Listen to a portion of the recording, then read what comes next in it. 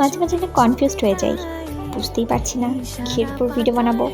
এই ভাবতে ভাবতে আনমনে যেন বসে থাকায় বোন এসে বলল, কী রে, কী এমন ভাবছিস? বললাম, দেখ না, আজ কি করব বুঝতেই পারছি না।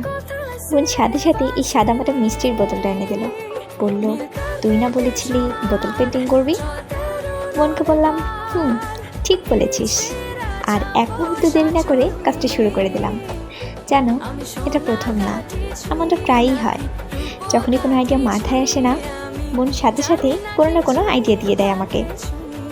আমি জানি সবারই নিজের হাতে বানানো জিনিসগুলো একটু বেশিই প্রিয় হয়।